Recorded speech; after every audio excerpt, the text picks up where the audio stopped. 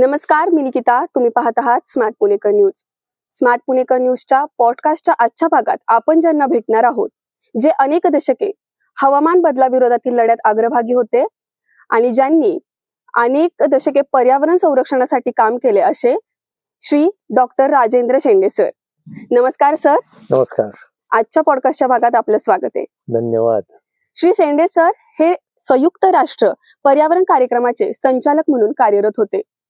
Sir, कार्यक्रमाची सुरुवात करताना मला तुमच्या शैक्षणिक प्रवासाविषयी आणि तुम्ही मूळचे कुठले आहात इथून सुरुवात करायला नक्की आवडेल.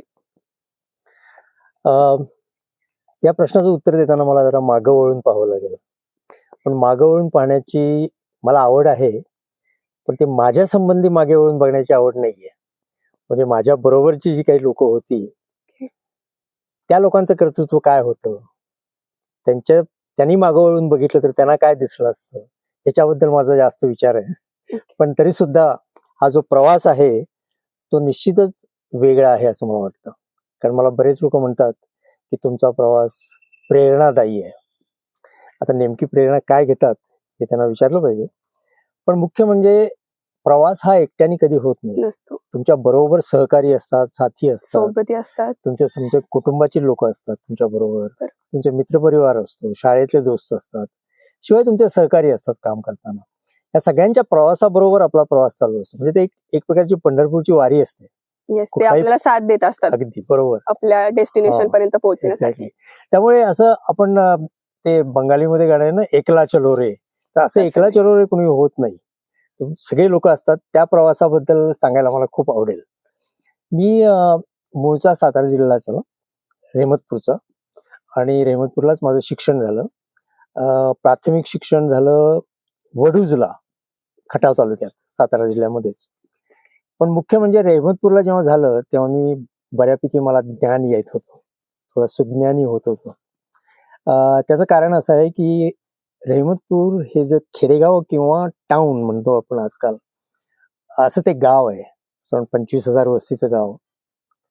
पण आजूबाजूला जी काही त्याचा निसर्ग आहे, शेती आहे, तिथलं एक एखादं वातावरण आहे, ते वातावरण, शेती, आकाश, झाडं, प्राणी, निसर्ग, हे सगळे माझे शिक्षक बनले. आता मी जेव्हा मागे वळून पाहतो तेव्हा असं मला वाटतं की हे सगळे त्यांनी तुम्हाला प्रेरणा दिली का तुमच्या, तुम्ही जिथून बिलॉंग करतात? बरोबर आहे, तिथूनच तुम्हाला प्रेरणा मिळाली. आणि खूप सुंदर सर. नंतर शिक्षक पण चांगले मिळाले. माझी आई तर प्राथमिक शिक्षिका होती, माझे वडील संगीताचे शिक्षक होते. त्यामुळे असं वेगळा जो एकमेकाचं मिश्रण झालं होतं ते फार छान होतं. पर्यावरण आणि संगीत असं दोन्ही तुम्हाला वारसा मिळाला. मला वारसा मिळाला. त्यामुळे तो प्रवास एकदम आगळा वेगळा झाला. त्यातून शिकण्यासारखं खूप मिळालं. ते त्यावेळेस कळालं नाही, पण आता मला कळतंय की ते काय त्यातून आपण ज्ञान घेतलं, पाठबळ होतं म्हणून आज ह्या ठिकाणी मी आहे. खूप सुंदर सर. तुम्ही तुमच्या म्हणजे तुम्ही जिथून बिलॉंग करता त्या मातीला व्हॅल्यू देताय. अगदी बरोबर, अगदी बरोबर. तर मग तुमचा जन्म तिकडचा, शिक्षणही तिकडचंच. मग हा पर्यावरण तज्ञ बनण्याचा प्रवास कसा होता? म्हणजे तिथपर्यंत तुम्ही जाल असं तुम्हाला वाटलं होतं का कधी, आणि सुरुवात कशी झाली? लहानपणी आपण प्रश्न विचारतो, तुला काय व्हायचंय? पहिलं उत्तर होतं, मला इंजिन ड्रायव्हर व्हायचंय. तुम्ही रेल्वेचं इंजिन बघताचा, ड्रायव्हर बघताना वाटतं की केवढा मोठा आदर्श आहे, तो संपूर्ण गाडी घेऊन जातोय. किंवा मग शेवटी नंतर वाटायला लागतं की आपण पोलीस अधिकारी व्हावं, कारण पोलीस अधिकाऱ्याकडे केवढं मोठं हे असतं. त्यामुळे मी पर्यावरण तज्ञ होईन असं मी कधी ठरवलं नव्हतं. मला असंच डोक्यामध्ये काहीतरी होतं की मी असा कोणीतरी होईन वगैरे. पण तो अपघाती प्रवास म्हणावा लागेल. कारण काय झालं की नंतर मी IIT मुंबईला गेलो. IIT बॉम्बे अजूनही म्हणतात त्याला, बॉम्बेच. आणि तिथे प्रवेश मिळाल्यावर जरा वेगळं वाटायला लागलं की IITची जी मुलं असतात ना, ती त्यांना वाटतं की आपला एक स्वतंत्र सुभा आहे आणि त्या सुभ्यामध्ये आपण राज्य करतोय आणि बाकीचे विद्यार्थी आहेत ते सगळे आपल्या बरोबर येत असतात, आपल्या पाठीमागे येत असतात. आणि एक खेड्या गावात जेव्हा आपण मुंबईला जातो ते एक फिलिंग वेगळं असतं. आणि ते IIT मध्ये जातो तेव्हा. आणि त्यामुळे मी IIT मध्ये पण असा ओळखला जायचो की बहुतेक IITची लोक मुंबई, पुणे, मरीन ड्राईव्ह इकडची शिकलेली असायची, शहरी भागात. आणि हा आपला रेहमतपूरचा पोरगा आलाय आणि लोकांना रेहमतपूर माहित पण नाही कुठे आहे. तर त्यामुळे एक चांगला रुबाब आला. ते जे काही असं वाटत होतं की आपण खेडेगावात आलो, त्यातून हे झालं की ठीक आहे, मी खेडेगावातून आलोच, पण त्याशिवाय माझं एक वेगळं स्थान आहे. मी IIT मध्ये प्रवेश घेऊ शकलो त्याचं. म्हणजेच खऱ्या अर्थाने तुम्ही रहमतपूरचं नाव पुढे नेलंय असं म्हणायला हरकत असं म्हणायला हरकत नाही. तसा मी प्रसिद्ध होतो की अरे हा IIT मध्ये एखाद्या खेडेगावातनं पोरगा आला आणि त्याला ऍडमिशन मिळालं तर त्याचं नाव घाटी असतं. तर मला सगळ्या हॉस्टेलमध्ये सुद्धा ए घाटी इकडे ये असं खेड्यात विचारायचं. आलेला खेड्यापाड्यातला. पण त्यांना नंतर मी सांगायला लागलो की घाटावरून आलेला माणूस, याचं ज्ञान, याची पार्श्वभूमी, खडतर प्रवास सहन करायची अनुभव. जी शक्ती ही फार वेगळी असते. ती मरीन ड्राईव्हच्या लोकांना येणार नाही, हे मी त्यांना खूप समजावून सांगायचो आणि नंतर त्यांना पटायला लागलं. पण तुम्ही विचारलं की तुम्ही शेवटी पर्यावरणामध्ये कसं गेलं, तर IIT मध्ये शिक्षण घेतल्यानंतर एक IITचा जो परिसर आहे ना, तो सुद्धा अतिशय चांगला होता. म्हणजे पवईचं लेक, ओके. पवईच्या आजूबाजूला झाडी, आणि IIT बॉम्बेला गेल्यावर सध्या कशी परिस्थिती आहे माहित नाहीये, इतकी चांगली नसेल, पण त्यावेळेस खूप झाडी वगैरे होती. त्यामुळे आम्ही सकाळी जेव्हा सायकलवरून निघायचो याला जायला, तेव्हा सुद्धा आम्ही झाडीतून जायचो. तर त्याचा ग्रीनरी पण तुम्हाला पहिल्यापासून होतं. ते आता आठवायला लागतं. त्यामुळे काही मी पर्यावरण तज्ञ झालेलो नाहीये. पण शेवटी काय झालं की IITतून बाहेर आल्यानंतर मला जी पहिली नोकरी मिळाली ती टाटामध्ये मिळाली. आणि टाटामध्ये नोकरी मिळणं हे IIT बॉम्बेमध्ये प्रवेश करण्यासारखंच आहे. कारण टाटा आपल्या याच्यामध्ये एक प्रामाणिकपणा, एथिकल व्हॅल्यूज, आणि तेव्हाची मोठी अचिव्हमेंट होती. आणि JRD टाटांचा एक आदर्श समोर होता. नंतर त्या JRD टाटांबरोबर काम करणारे जे लोक होती त्यांचा पण एक आदर्श समोर होता. अतिशय चांगली लोक, प्रामाणिकपणे काम करणारी, टेक्निकली खूप हुशार, वेगळा विचार करणारी, इनोव्हेशन करणारी. मग मला निसर्ग आणि टेक्नॉलॉजी दोन्हीचं मार्गदर्शन टाटामध्ये मिळालं. आणि मग टाटामध्ये काम करत असताना मी जेव्हा दिल्लीला जॉब घेतला त्यावेळेस मला आणि एक चान्स मिळाला की दिल्लीच्या मंत्रालयामध्ये, म्हणजे कॅबिनेट मिनिस्ट्रीमध्ये, पर्यावरण मिनिस्ट्रीमध्ये, त्यावेळेस मनेका गांधी ह्या मिनिस्टर होत्या, तिथे मला बोलवण्यात आलं. कारण मी बरेच पर्यावरणाबद्दल लेख लिहायचो, अभ्यास, केमिकल टेक्नॉलॉजी, मी केमिकल इंजिनियर आहे, केमिकल टेक्नॉलॉजी आणि पर्यावरण याच्यामध्ये काय, कारण केमिकल टेक्नॉलॉजी लोक म्हणतात की हा ना केमिकल टेक्नॉलॉजी पर्यावरणाचा नाश करणार. तर मी सांगायचो की केमिकलनी आपल्याला पर्यावरणाचं कसं वृद्धी करता येईल, कसं त्याचं पोषण करता येईल, हे मी जेव्हा लिहायचो तेव्हा मला तिथल्या मिनिस्टरने बोलवलं आणि त्यांनी सांगितलं की आपल्याकडे काही आंतरराष्ट्रीय असे कराराचे मुद्दे आलेले आहेत, त्याबद्दल तुमचं काय मत आहे. आणि मग तिथून माझा पर्यावरणाचा प्रवास सुरू झाला.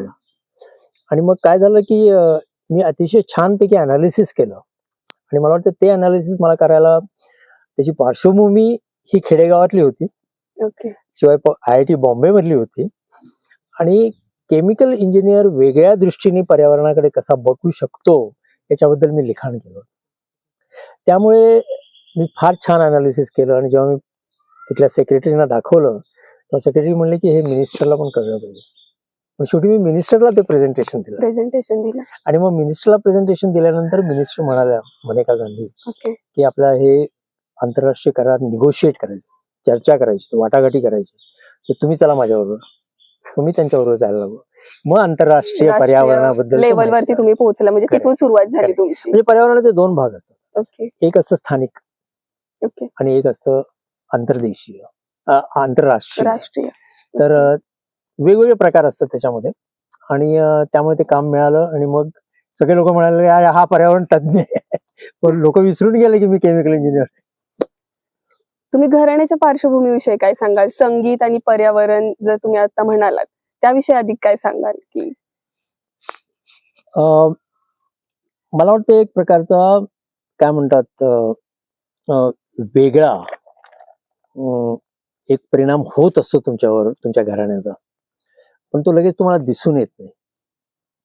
आता तुम्ही मला प्रश्न विचारला की घराण्याचं काय आहे, म्हणून मी विचार करायला लागलो. म्हणजे आपल्याला एक मिळतं ना, आदर्श मिळतो, घरात एखादी व्यक्ती असते, त्याकडे बघून आपण. माझ्या घराण्याचा इतिहास फार मोठा आहे, त्याच्यावर मी एक पुस्तक लिहिलेलं आहे, पण ते बाजूला ठेवूया आपण. पण माझे आजोबा होते ते राजपुरोहित होते. पुरोहित हा म्हणजे तुम्ही धर्म, त्याचं आचरण, त्याच्याबद्दल अभ्यास हे असं. पण राजपुरोहित म्हणजे एखाद्या राजाची सेवाभावी तुम्ही त्याच्याकडे जायचं, त्याला सगळं जे काय असेल त्यांच्या घरामध्ये जी धर्मकार्य असतील ते सगळी करायची. तर ते माझे आजोबा ग्वाल्हेरच्या शिंदे घराणं, ओके. म्हणजे आजकाल तुम्ही सिंधिया घराणं म्हणा, म्हणजे आता आपले कम्युनिकेशन मिनिस्टर आहेत, आपण त्याला दूरसंचार मिनिस्टर म्हणतो, ज्योतिरादित्य सिंधिया, त्यांच्याकडे त्यांच्या पूर्वीच्या पिढीमध्ये ते काम करायचं. आणि ते खूप मोठे हुशार होते. त्यांना वेदाचं खूप ज्ञान होतं, दशग्रंथी होते, आणि त्यांना शंकराचार्यांनी दीक्षित म्हणून पदवी दिली. हे मी जेव्हा सगळं उलगडलं तेव्हा मला असं कळायला लागलं की हा माणूस निसर्गामध्ये, म्हणजे माझे आजोबा निसर्गामध्ये वाढले नसतील, पण त्यांनी वेदाचा खूप मोठा अभ्यास केलेला आहे. कारण शेवटी शंकराचार्य रहमतपुरला येऊन त्यांना दीक्षित नावाची पदवी देऊन बहाल केली. त्यामुळे निश्चित कळलं असेल की वेदामध्ये जे लिहिलेलं आहे, आणि शेवटी वेद कुठे निर्माण झाले? वेद निसर्गामध्ये निर्माण. वेद काही कुठल्या लायब्ररीमध्ये बसून कुणी ऋषीमुनींनी लिहिले नाही. त्यांनी अरण्यामध्ये, अरण्यक नावाचा एक हे आहे वेदामध्ये, अरण्यामध्ये पशुपक्ष्यांच्या व्यवस्थेमध्ये त्यांनी केलं. तर मला कधी कधी वाटतं, खरं खोटं कोण जाणे, पण त्या जीन्स थोड्याशा माझ्यामध्ये आल्या असतील की वेद, निसर्ग, अरण्य, बायोडायव्हर्सिटी या सगळ्याचा एक हे झालेला असेल. आणि मग तो अजूनही खरं म्हणजे आजोबांच्या नंतर त्यांचे जे कोणी चुलते वगैरे होते ते अजूनही ग्वाल्हेरच्या सिंधियांच्या महालामध्ये राजपुरोहित म्हणून काम करतात. त्यामुळे मी तिकडे पुन्हा जाऊन आलेलो आहे, आपल्या ज्योतिरादित्य सिंधियांशी बोललेलो आहे. त्यांचं पण मत असं आहे की निसर्गाशी संबंध ठेवायचा म्हणजेच तुम्ही धर्माशी संबंध ठेवायचा. धर्म आणि निसर्ग तुम्ही वेगळे करू शकत नाही, हे पूर्ण वेगळं तत्व आहे ते. निसर्गाला आपण जपलं तर निसर्ग आपल्याला जपतो. अगदी बरोबर. आणि शेवटी आपण निसर्गामध्येच पासूनच जन्मलेलो आहोत आणि त्याच्याकडे आपलं दुर्लक्ष होते. बरोबर, हे होतं. तर तो घराण्याचा एक वेगळा इतिहास आहे. आणि सांगायचं म्हणजे घराण्याचं एक तर सेवाभावी, कारण राजपुरोहित होते म्हणजे ते सेवाभावीच होते. शिक्षक, कारण माझे आई वडील शिक्षकच होते. आणि त्याशिवाय माझे काका हे पण सेवाभावी होते. ते स्वातंत्र्य युद्धामध्ये त्यांनी खूप मोठं काम केलं महात्मा गांधींबरोबर. आणि सध्या भारतामध्ये जे मधुमक्षिका पालन हे जे व्यवसाय सुरू झालेला आहे तो खरा त्यांनी सुरू केला त्या काळी, बापूसाहेब शेंडे. ओके. आणि तो अलीकडे म्हणजे महात्मा गांधींच्या वेळेच्या नंतर एक छानपैकी स्टोरी आहे त्याची, की जेव्हा स्वातंत्र्य मिळालं तेव्हा एक मोठा प्रश्न पडला की स्वातंत्र्य तर मिळालं, पुढे काय? म्हणजे आपण सुधारणा कशी करायची आणि प्रगतीच्या दिशेने कुठली देशी करायची? आपण सगळे गुलाम होतो, आता गुलाम एकदम स्वतंत्र झाला. तुम्ही इमॅजिन करा की एखाद्या जेलमधून आरोपी बाहेर पडला, आरोपी नव्हतो आपण, आपल्यावर पण एका बंधनात होतो, बंधनात अगदी बरोबर, तो मुक्त झालो. आणि बऱ्याच वर्षानंतर तुम्हाला माहित आहे आपण 150-200 वर्ष आपण गुलामीत होतो, तिथून बाहेर आलो, करायचं काय पुढे? हा प्रश्न फार मोठा होता.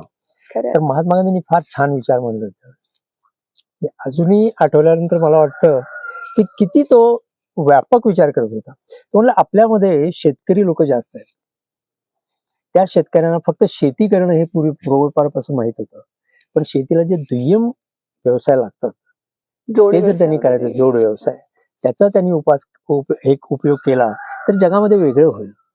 तर त्यावेळेस माझे काका होते बापूसाहेब शेंडे म्हणून, सीताराम गंगाधर शेंडे, त्यांनी ही कल्पना म्हणली की आपण मधुमक्षिका पालनाचा विषय करायचा. आता बऱ्याच लोकांना वाटतं मधुमक्षिका पालन म्हणून त्यातून मध मिळेल आणि तो विकून आपण पैसे मिळतील, पण ते नाही आहे. मधुमक्षिकांमुळे आपल्याला पॉलिनेशन होऊन आपल्याला धान्य मिळतं, फळं मिळतात, त्यामुळे आपलं उत्पन्न येतं. ते मधमाशाचं जे कार्य आहे ते आपण अजून समजलेलंच नाही. आपल्याला वाटतं मधमाशा म्हणजे मध, ते छानपैकी पर्यावरणात रिलेटेड. आणि मला वाटतं ही जी जीन्स आहे ही आमची शेंडे म्हणजे घराण्याची. घराण्यातच सगळे लोक रिलेटेड त्याच म्हणजे गोष्टीमध्ये. डायरेक्टली किंवा इनडायरेक्टली. आता जेव्हा महात्मा गांधींनी विचारलं की आता पुढे काय करायचं, काय कुणाच्या कल्पना आहेत, त्यावेळेस ही कल्पना त्यांनी मांडणं, एखाद्याला वाटलं की आपण असं करूया, टेक्सटाईल इंडस्ट्री टाकूया किंवा आपण मोटर मॅन्युफॅक्चरिंग सुरू करूया. करूया. ठीक सोपं आहे. काहीतरी तेही आहे, ते करायलाच पाहिजे, पण हे निसर्गाशी निगडीत Relate. असं आपण काहीतरी वेगळं करून दाखवायचं, हे त्यांच्या जीन्स मध्ये होतं. आणि तेव्हा ते नवीनच, म्हणजे त्यावेळेस तेव्हा नवीन. कोणाचा आदर्शही नव्हता की कोणी केलंय ते पाहूनही असे. तुम्ही म्हणतात तेव्हा त्यांनी ते अगदी बरोबर. सुरू केलं, तर आणि ही पण इंग्रजांनी खूप ते मोठी- शिकवलं नव्हतं. खूप मोठी गोष्ट आहे. इंग्रजांना ते माहित पण नसेल. नाही, आपल्या इथली शेती, आपल्या इथले शेतीचे प्रकार ते त्या काळी वेगळेच होते. होते. आता आधुनिक शेतीतून आपला प्रवास सुरू आहे. अगदी बरोबर. येस. तर तुमच्या संगीताच्या आवडीविषयी थोडक्यात काय सांगाल? हा, एक तर माझे वडील संगीत शिक्षक होते आणि त्यांनी संगीताला वाहून घेतलं होतं. पण त्यांनी त्याच्यात पण एक वेगळा प्रकार काढला. ते म्हणले मी शहरात जाणार नाही. मग त्यांना बऱ्याच ऑफर आल्या की तुम्ही रेडिओवर रेकॉर्ड करा. करा. Okay. त्यावेळेस रेडिओचं संगीताचं खूप होतं ना. ते म्हणले मी गावातच राहणार आणि लोकांना मी शास्त्रीय संगीत शिकवणार. म्हणजे आपले जे अभंग आहेत, Okay. तुकारामाचे अभंग म्हणा आणि कुठले अभंग. चोखा म्हणजे मेळा त्यांना वगैरे, अभंगांची आवड. अभंगांची आवड होती. शास्त्रीय संगीत पण संगीत. शिकवायचं. ओके. ते हार्मोनियम, गायन, तबला, फ्लूट हे सगळं शिकवायचं. आणि त्याच्यामुळे मी संगीत काही वाजवत नाही किंवा गात पण नाही, ओके. पण मला संगीताला खूप कळतं आणि त्याचा ते आनंद वाटतो. पाहून, तुमच्या समोर वडिलांकडे पाहून तुम्हाला ते नॉलेज मिळालं असं. खूप मिळालं मला ओके. आणि त्याची आवड निर्माण नाही तर माझी आवड निर्माण नसते. कुठलं वाद्य वगैरे वाजवायला तुम्ही शिकलात की तशी शिकत काय आवड होतो, नाही? पण मी आता जेव्हा शिकण्याच्या याच्यामध्ये होतो तेव्हा मी बहुतेक बाहेर होतो. ओके. म्हणजे घरामध्ये पर्यावरण, नव्हतं. शिक्षण आणि हे सगळं प्रवास, त्यामुळे संगीत थोडं काहीच बाजूला बाजूला राहिलं. राहिलं. ओके. पण मी पुढे सांगेन की मी त्या संगीताचं, त्यांची जी इच्छा होती ती मी आता पण पुढे नेतोय की गावातल्या लोकांना. खरं शास्त्रीय संगीत आहे ना, ते खेडेगावातच सुरू झालं, शहरात नव्हतं. शहरच नव्हती त्यावेळेस. खेडेगावात खेडी सुरू होती, झालं. आता खेड्यांचे शहर बनायला आणि आता लागले. खेडेगावात तुम्ही शास्त्रीय संगीत किंवा तुम्ही सांगाल यमन राग किंवा कलावती राग म्हणा, किंवा तुम्हाला माहित आहे का ते तुझ्याकडे बघतील. शहरातल्या नाही, लोकांना आम्हाला ते माहित नाही, आम्हाला एवढं लगेच हे समजलं. ऊसाची शेती माहित आहे, पण यमन राग माहित नाही. जिथे उत्पन्न झालं तर ते पुन्हा तिकडे न्यायचं संगीत. हा माझा आता छंद होऊन बसलाय. म्हणजे गावातनं जे बाहेर पडलं तेच परत तिथे रुजवायचा तुमचा प्रयत्न चालू आहे. खूप सुंदर सर. पर्यावरणाविषयी बोलताना आता सध्याच्या पर्यावरणाच्या समस्या काय आहेत, तुम्हाला काय वाटतं? पर्यावरणाची समस्या हा जो शब्द आहे ना, तो अतिशय डायल्यूट आहे. पर्यावरणाचं अतिशय घनदाट संकट आपल्यावर आलेलं आहे. ती नुसती समस्या नाहीये, छोटा शब्द आहे तो खूप त्याच्यासाठी. छोटा शब्द आहे. ओके. आता तुम्ही समस्या म्हणाल, समस्या म्हणजे कुठली की तुमच्या बाजारामध्ये भाववाढ झाली. भाववाढ म्हणजे इन्फ्लेशन समस्या आहे. ती समस्या काहीतरी करून तुम्हाला हे करता येईल, सॉल्व्ह करता येईल. नंतर तुम्ही काहीतरी म्हणाल की दुसरी एक आमची समस्या आहे की शिक्षणामध्ये अमुक अमुक शिकवत नाहीत, ही एक समस्या आहे, करायला पाहिजे. पण पर्यावरणाची ही मोठी एक प्रचंड संकट आपल्यावर आले. म्हणजे तुम्हाला जर सांगायचं झालं तर कोविड-19चं जे संकट होतं ना, सर्वव्यापी, कोणीही चुकलं नाही. मग त्याच्यात तुम्ही ट्रम्प घ्या किंवा तुम्ही एखादा चांभार घ्या, सगळ्यांना ते झालं. आणि त्यामुळेच या संकटाला मोठी तशासारखं संकट आता आपल्याकडे आलेलं आहे. जे काही पर्यावरणाचं संकट आहे ती एक महामारीच आहे. ते महामारीच्या शब्द बरोबर होईल. आणि मला वाटतं हळूहळू ते मोठ्या रूपांतरित होत. आता आमच्या युनायटेड नेशन मध्ये संयुक्त राष्ट्रामध्ये सेक्रेटरी जनरल आहेत. ते न्यूयॉर्कला बसतात. त्यांचं नाव आहे अँटोनियो गुटेरेस. त्यांनी सांगितलंय की तिहेरी संकट आहे ते. एक तर प्रदूषण, दुसरं बायोडायव्हर्सिटी लॉस म्हणजे जैवविविधता नष्ट होतीये, आणि तिसरं आहे क्लायमेट चेंज म्हणजे हवामान बदलाचं संकट. हे तिहेरी संकट तुमच्यावर एकदम आलेली आहेत. आणि म्हणजे तुम्हाला विचार करा की कोविड-19 सारखं 3 प्रकारची महामारी तुमच्यावर एकदम आलेली आहे, तर काय होईल? मग ह्यासाठी काय केलं पाहिजे सर? आपण आतापासून सुरुवात काय केली पाहिजे? आता कोविड-19 जेव्हा सुरू झालं तेव्हा लोकांना एकच माहित होतं की आपण तिथे त्याची लस काढायची. ओके. ओके. आणि लस काढल्यानंतर पण ती लस काढायला वेळ लागेल. मग तोपर्यंत तुम्ही मास्क लावा, 2 मीटरचं अंतर ठेवा प्रत्येकामध्ये, आणि हे वगैरे उपाय वगैरे झाले वगैरे त्याच्यापासून सर्व उपाय झाले. वाचण्यासाठी. हा. पण इथे या महामारीला लसच नाहीये. हे तुम्ही शोधूच शकत. शकत. इथे लोकांना माहित होतं की देवीची लस तयार करता येते, क्षयरोगाची लस तयार करता येते, पण हे जे पर्यावरणाचं संकट आहे ना, संकट त्याला आपल्याला लसच नाहीये. आता सांगा तुम्ही काय करा, तुम्हीच सांगा की त्याला काय उपाय आहे.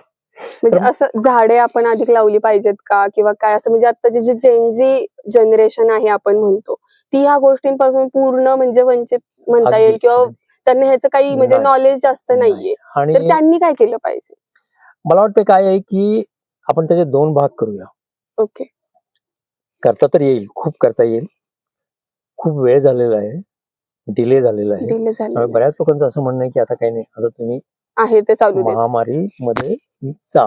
पण कुठे असं जायचं करून चालणार नाही ना, नाही चालणार. काहीतरी आपल्याला. तर मला त्याच्यामध्ये सांगायचं, आणि त्याचं कारण तुला सांगतो त्याच्या आधी, की मी संयुक्त महाराष्ट्र संघामध्ये, संयुक्त राष्ट्र संघामध्ये जे काम केलं ते एका आंतरराष्ट्रीय पातळीवर अशीच एक महामारी आली होती, ओके. ते नंतर सांगेन तुम्हाला. आणि त्याच्यातून आम्ही मार्ग काढला, आणि मी त्याचा डायरेक्टर होतो, आणि ते आता यशस्वी झालेलं आहे. तर इथे जर जनरल सांगायचं झालं तर 2 पातळीवर आपल्याला तो प्रश्न सोडवता येईल. एक तर वैयक्तिक पातळी, आणि ओके. दुसरी सामूहिक. सामूहिक पातळी. नुसत्या वैयक्तिक पातळीवर होणार नाही, किंवा नुसत्या सामूहिक पण पातळीवर होणार नाही. आता वैयक्तिक म्हणजे तुम्ही समजा तुम्हाला हवामान बदलामुळे तुम्हाला वॉटर शॉर्टेज येतो, पाण्याची दुर्लक्षिता येते, नंतर हवामान दूषित होतं, नंतर वाईल्ड फायर्स म्हणजे तुमचे वणवे पेटतात, फ्लड येतात. तर हे कशामुळे होतं की आपले जे डेव्हलपमेंट, आपले जे सुधारणेचा मार्ग आपण जो शोधलेला आहे ना, तो चुकीचा आहे. म्हणजे इन्फ्रास्ट्रक्चर डेव्हलपमेंट. म्हणजे आता उदाहरणार्थ क्लायमेट चेंजचं खरं कारण, हवामान बदलाचं खरं कारण आहे ते म्हणजे आपले हरित ग्रह वायू हे उत्सर्जित होतात. म्हणजे कार्बन डायऑक्साईड, किंवा त्याच्याबरोबरच आणि काही आहेत, मिथेन आहे, नायट्रस ऑक्साईड आहे. हे सगळे जे वायू जे उत्सर्जित होतात ते काही आपण तयार करत नाही, पण आपल्या वागण्यामुळे ते उत्सर्जित होतात. आता तुम्ही टू व्हीलरवर तुम्ही चालवला, तुम्ही कार्बन डायऑक्साईड सोडत आला, ठीक आहे. तुम्ही आणि काही कामं केली, तुम्ही टेक्स्टाईल घेतलं, तर टेक्स्टाईलची जी इंडस्ट्री आहे ती कार्बन डायऑक्साईड एमिट करते. हे पूर्वी नव्हतं. त्यामुळे नेचरचा बॅलन्स होता.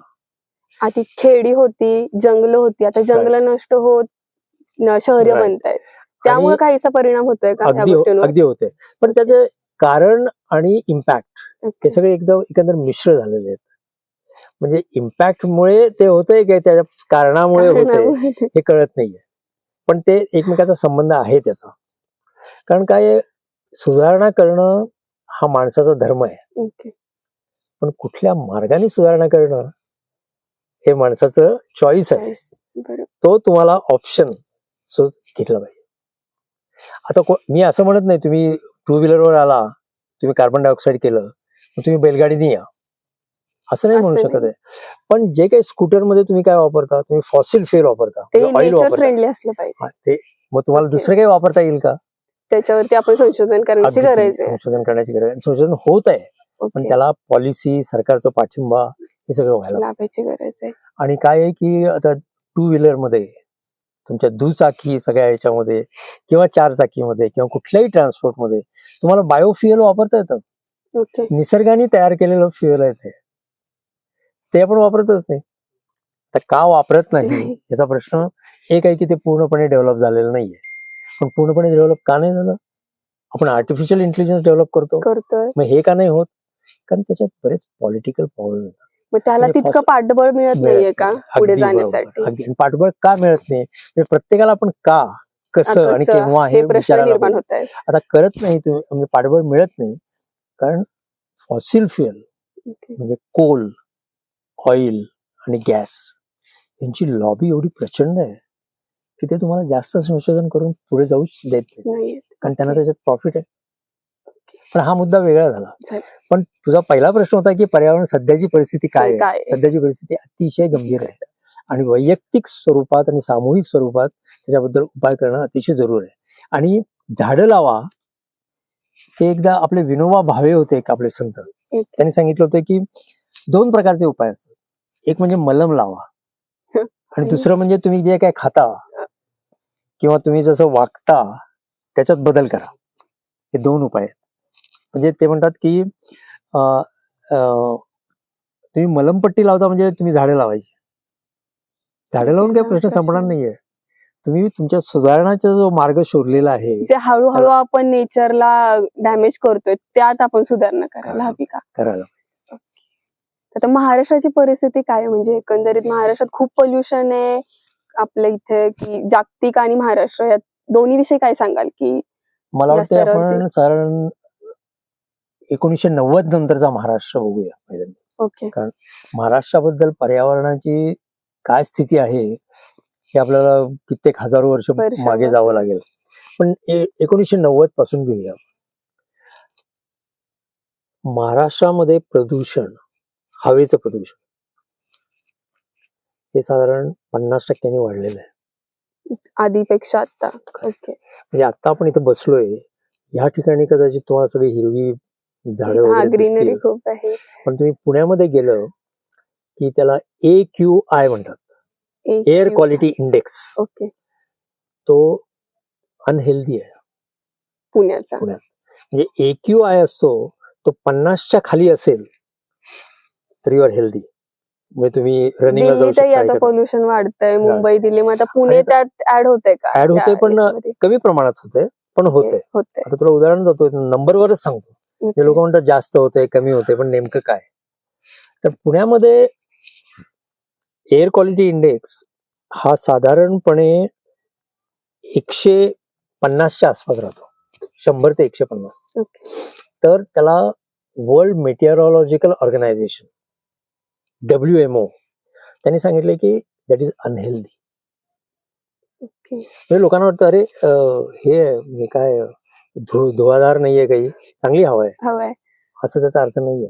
कारण त्यासाठी लोकांना जागृती व्हायला पाहिजे की पार्टिक्युलेट मॅटर PM हे जेव्हा असतं हवेमध्ये ओके. तेव्हा तुम्हाला धुसर हवा दिसते. ओके. पण त्याच्याशिवाय तुमचं कार्बन मोनॉक्साईड असतं, त्याच्याशिवाय तुम्हाला ग्राउंड लेवलचं ओझोन असतं, सल्फर डायऑक्साईड असतं, नायट्रस ऑक्साईड असतं. ते दिसत नाही तुम्हाला डोळ्यांनी, पण ते आपल्याला पण ते हळूहळू आहेत. हे करते. तर पुण्याचं हवेचं, आता तुम्ही इथून हे डोंगरावर आहे थोडं आपण, ओके. आणि चांगलं छान ठिकाणी आहे. मस्त इथे सगळी झाड वाटतं. आहेत, छान तुम्ही वाटतंय थोडं इथे. खाली उतरून चांदणी चौकातनं तुम्ही पुण्यामध्ये गेला की यू विल धुळीचे हॅव लोक. अनहेल्दी. येस. आणि अनहेल्दी का होतं? बरेच लोक म्हणतात की अनहेल्दी होतं, वेगवेगळी कारणं आहेत. पण ती कारणं इतकी आता जमिनीवर खोल गेलेली आहेत. ओके. आता गाडीमध्ये आपल्या रस्त्यावर खड्डा आहे, लोकांना वाटतं काय खड्डा आहे, आमची गाडी धाडधाड होते. पण खड्ड्यामुळे सगळ्यात जास्त त्रास काय होतो? त्रास होतो. प्रदूषणाला. तिथनं जे धुळीचे कण येतात ते त्यांनी तुम्हाला pollution एकदम हार्मफुल असतात. आणि हे जेव्हा कळेल कोणाला, नगरपालिकेला किंवा महानगरपालिकेला किंवा पिंपरी चिंचवड केला, हं. की खड्डे फक्त धडधड धडधड आवाज किंवा होतो म्हणून फक्त नाही, ऍक्सिडेंट ह्याचं कारण नसून ते त्यांची- पर्यावरणाला इजा Right, करतायत. right. ओके. हे त्यांच्या स्वतःच्या मुलाला इजा होईल हम्म. खड्ड्यामुळे, हं. त्यामुळे खड्डे बुजवा असं सांगेल तेव्हा ते करतीलच बाबा. ओके. पण असे महाराष्ट्राचे प्रॉब्लेम, तुम्हाला पाण्याचा प्रॉब्लेम आहे. पाण्याचा महाराष्ट्रामध्ये प्रॉब्लेम का निर्माण झालेला आहे? खेडोपाडी पण पाण्याचा प्रॉब्लेम. अनेक ठिकाणी दुष्काळाची परिस्थिती निर्माण त्याची झाली. कारणं वेगवेगळी आहेत. त्याची कारणं आहेत की हवामान बदलामुळे इव्हॅपोरेशन जास्त होतं, ड्रायनेस येतो, दुष्काळासारखी परिस्थिती येते.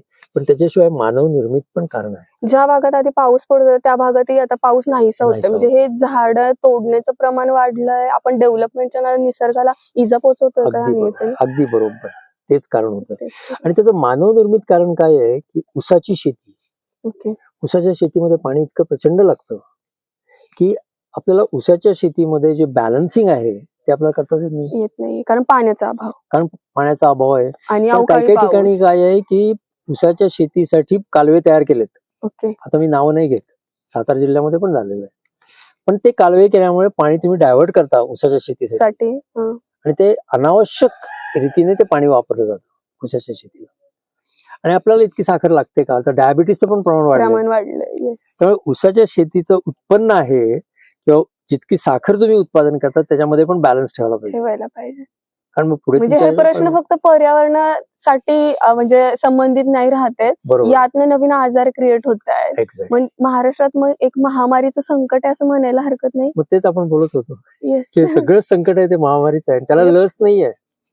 फक्त पर्यावरणापर्यंत हे प्रश्न म्हणजे निगडीत राहत नाहीत, हे मानवी जीवनावरती बरोबर. परिणाम करतात. म्हणजे आपले जे पुनावाला आहेत जे सिरम इन्स्टिट्यूट के लस तयार करतात वगैरे Yes. त्यांना जर सांगितलं की अहो हे पाण्याचं दुर्भिक्ष आहे त्याच्यासाठी लस तयार करा ते हसायला लागतील. म्हणजे महामारी आहे पण त्याच्यावर लस लस नाहीये. नाहीये. मग ह्यातनं नवीन आजारांची उत्पत्ती होते. होय. आता डायबिटीसचा परिणाम खूप खूप मोठं वाढलेलं वाढलेलं आहे आणि दुसरं ओबेसिटीचं पण वाढलेलं आहे की Okay. लहान लहान मुलं सुद्धा ओबेज व्हायला लागली Yes.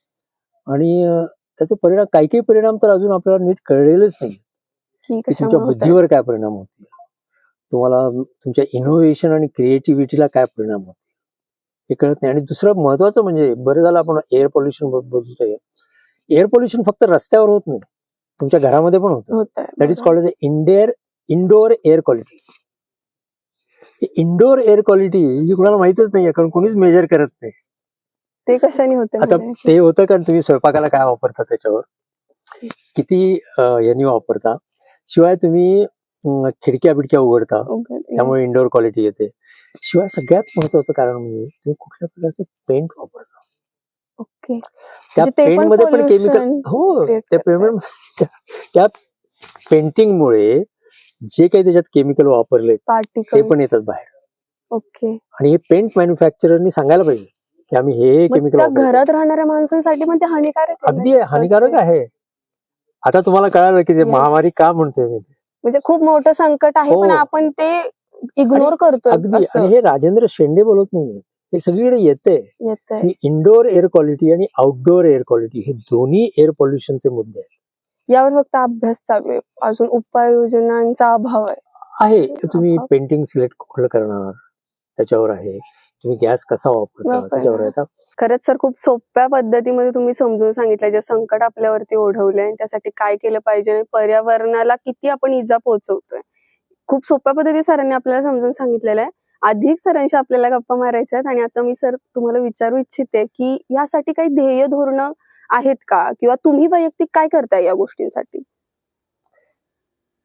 प्रथम तर हे जे तिहेरी संकट आलेलं आहे येस. त्याच्याबद्दल उपाययोजना करणं अतिशय जरूरी आहे.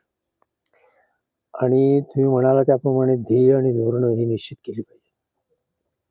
कारण उपाययोजना वैयक्तिक लेवलवर होतील, ध्येय सुद्धा वैयक्तिक लेवलवर करता येईल, पण धोरण हे सामूहिक करावं लागेल.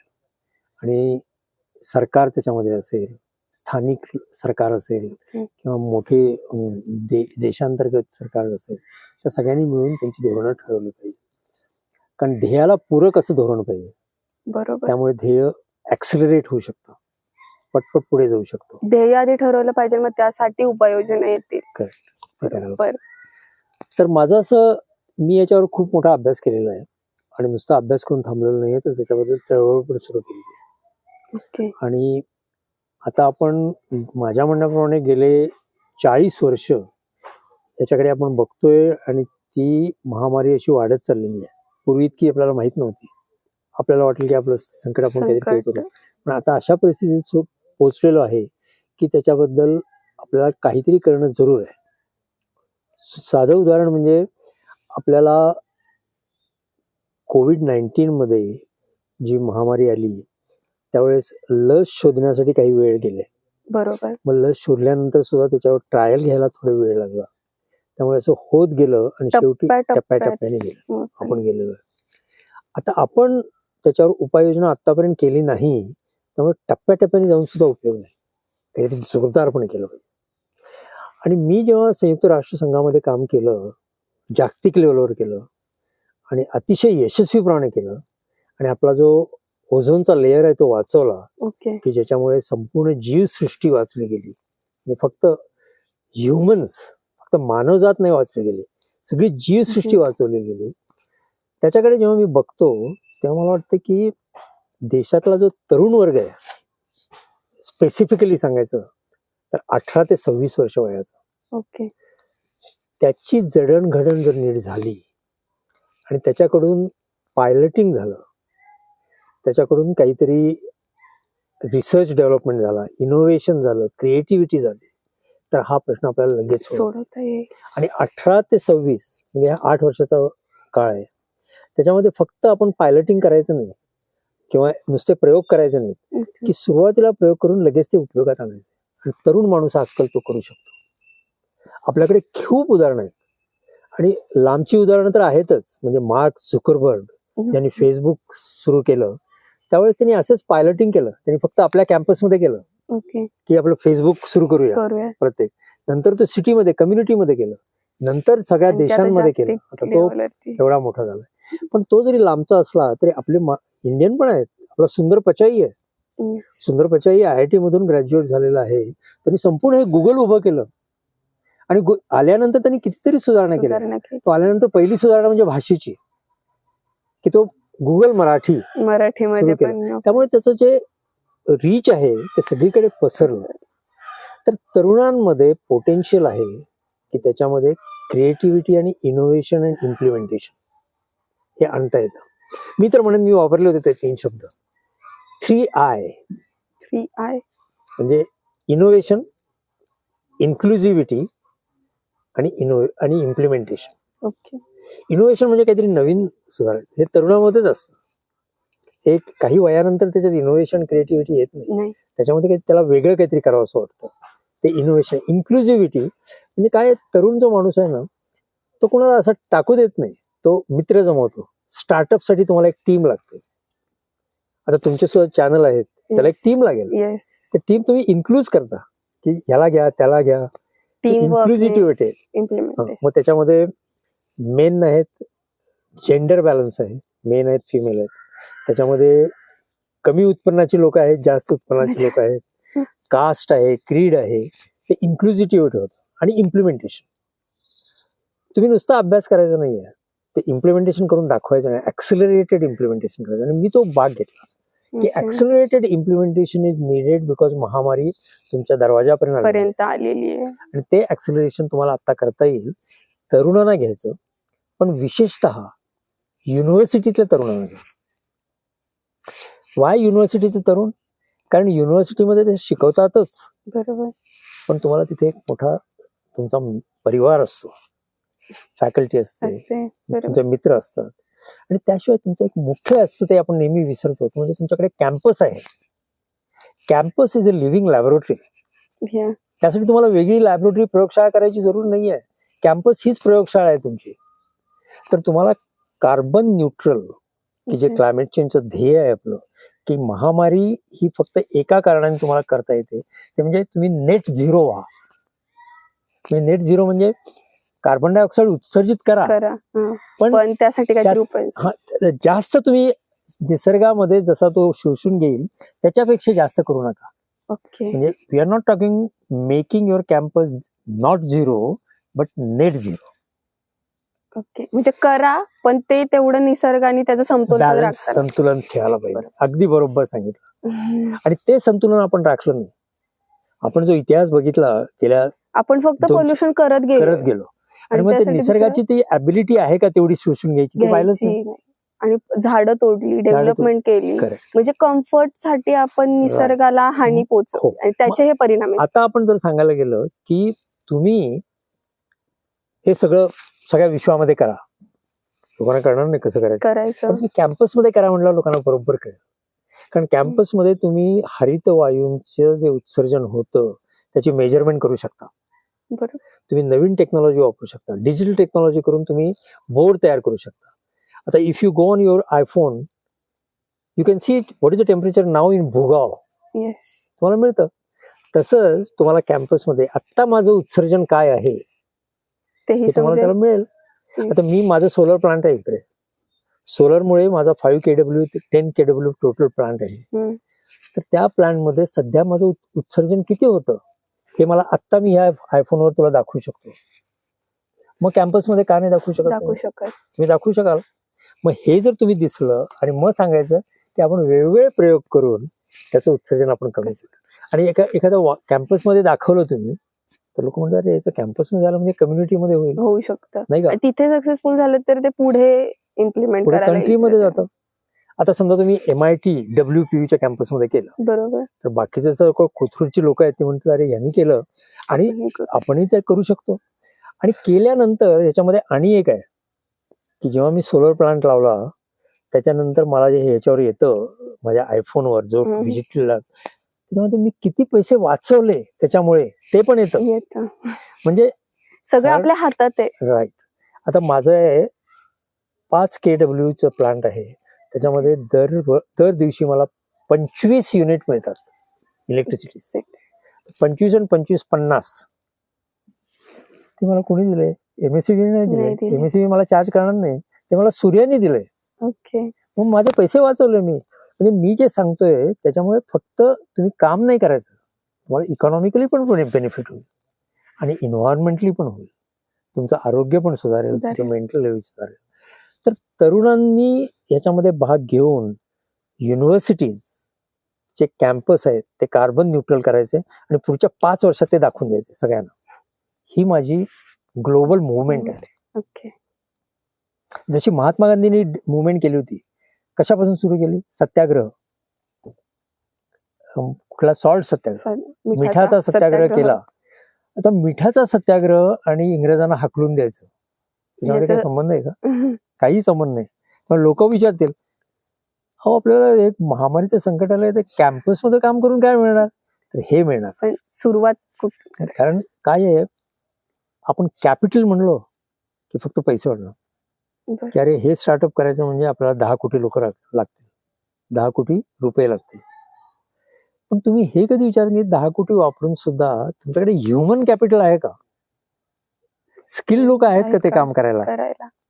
मग तुम्ही सगळीकडे शोधाशोधी करणार, नाही मिळालं तर आता टाटा करतात, नाही मिळालं तर टाटा स्वतःच स्कूल टाकतात की इंटर्न्स किंवा ग्रॅज्युएट घ्यायचे आणि त्यांना शिकवायचं त्यांच्या टाटाच्या शाळेत. ओके. कारण तिकडे शिकवलेलं नसतं. पण तुम्ही जर कॅम्पसमध्ये सुरू केलं तर शिकवलं net तर zero ची तुम्हाला तिकडे- शाळा तिथेच होईल. बरोबर. हे आम्ही सुरू केलं. सध्या 550 युनिव्हर्सिटी जगात ओके. 15 कंट्रीमध्ये त्यांनी जॉईन केलं आणि त्यांनी काम सुरू केलं. सुरू केलेलं आहे. आता भारतातच 1200 युनिव्हर्सिटीज आणि सगळ्या जगामध्ये साधारण 40-50 हजार युनिव्हर्सिटी असतील. तर ती आता ही मुवमेंट स्प्रेड होत चाललेली आहे. तुम्ही वैयक्तिक काय करता या गोष्टी? आणि जेव्हा तुम्ही कॅम्पसमध्ये सुरू करतात त्यावेळेस तुम्ही वैयक्तिक पण तरुणांना सांगता ओके. की तुम्ही नुसतं कॅम्पसमध्ये सूर्याचं हे ऊर्जा घेऊन वापरू नका, पण तुम्ही स्वतःच्या लाईफस्टाईल मध्ये पण बदल. आणि त्याचं चांगले आपल्याकडे आपलं जे आदर्श आहेत, आपल्या प्राईम मिनिस्टर मोदींचा जो आदर्श आहे तो अतिशय प्रेरणादायी आहे. आता ते त्यांनी सुरू केलेलं आहे लाईफ मिशन. म्हणजे तुम्ही इन्व्हायरमेंट फ्रेंडली लाईफ घ्या आणि ती लाईफ मिशन आहे. त्याचे संपूर्ण नीती आयोगनी त्याचे पॉइंट्स काढलेले आहेत. ते युनिव्हर्सिटीच्या विद्यार्थ्यांना जर दिले, त्यांनी तो स्टडी तिथे केला तर Right. लवकर काही गोष्टी घडू शकतात. आणि मग कुठलं युनिव्हर्सिटी चांगलं काम करते त्याला जास्त प्राइस द्यायचं, त्याचं अकॅडमिक ग्रेडिंग वाढवायचं, ह्यासाठी ध्येय धोरणे हे करता येईल. बरोबर. खूप खूप इन्सेंटिव्ह सुंदर करता येईल. ती धोरणं सरकारने करायला पाहिजे. करायला पाहिजे. म्हणजे ध्येय कॅम्पस आणि धोरण म्हणजे सरकार. ह्या ठिकाणी वैयक्तिक सुरुवातपेक्षा एक सरकारी पाठबळ किंवा गव्हर्नमेंटनी Right. काहीतरी हालचाली करणं Right. आता ह्या आता आमच्या त्या या होती असतील. आमची जी मुवमेंट आहे त्याला सरकारने छानपैकी पाठिंबा दिलेला आहे. Okay. Ministry of education, AICTE, नंतर UGC ओके. या लोकांनी खूप मोठा पाठिंबा दिलेला आहे. त्यामुळे ते व्यवस्थित चालू आहे. चालू आहे. पण अजूनही त्याला ऍक्सेलरेशन व्हायला पाहिजे. ओके. मग हे संकट जे आता आपल्यावरती ओढवले ह्यासाठी आताच्या जनरेशननी काय म्हणजे केलं पाहिजे, तो माझा क्वेश्चन. पण त्यांनी सामूहिकरित्या कॅम्पस तुम्ही न्यूट्रल करा. ओके. म्हणजे So that- वैयक्तिक नाही तर हा, कॅम्पस campus. थ्रूच. आणि वैयक्तिक लेवलवर तुम्ही transport you start using electric vehicle, या राईट. देन तुम्ही पाणी वाचवा, तुम्ही वेस्टेज किती करताय त्याच्यावर आहे. कारण एक मोठा अहवाल आहे की water shortage will get removed if you stop wasting the water. आता एवढी मोठी झाडं आहेत या परिसरामध्ये. यांना जर मी पाईपनं पाणी द्यायला गेलो तर तर जास्त खूप वेस्टेज येईल. Instead of that there is a drip irrigation. Yeah. So only जेव्हा लागतं तेव्हा करा. आणि त्याच्याही पुढे जाऊन आर्टिफिशियल इंटेलिजन्स वापरून आता जेवढं पाणी लागतं तेवढंच बाहेर येतं येतं. बरोबर. त्याच्यामध्ये आणि ते time to time supply supply करतं.